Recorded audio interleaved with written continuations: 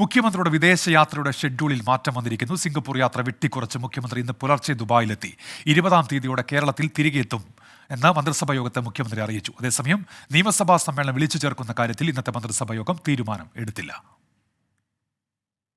May 8 മുതൽ 12 വരെ ഇന്തോനേഷ്യയിലും 12 മുതൽ 18 വരെ സിംഗപ്പൂരിലും 19 മുതൽ 21 വരെ ദുബായിലും സന്ദർശിക്കാനായിരുന്നു മുഖ്യമന്ത്രി നേരത്തെ തീരുമാനിച്ചത്.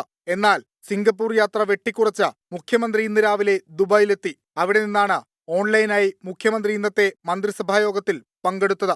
20-ാം തീയതിയോടുകൂടി കേരളത്തിൽ തിരികെ എത്തുമെന്ന് മുഖ്യമന്ത്രി മന്ത്രിസഭായോഗത്തിൽ പറഞ്ഞു. കുറച്ച് ദിവസങ്ങൾ കൂടി ദുബായിലുണ്ടെങ്കിലും ഔദ്യോഗിക പരിപാടികൾ ഒന്നും തന്നെ തീരുമാനിച്ചിട്ടില്ല.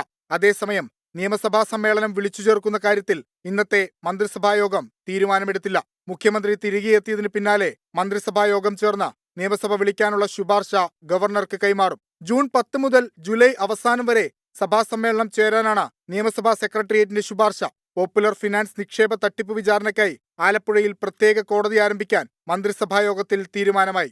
24 തിരുവനന്തപുരം.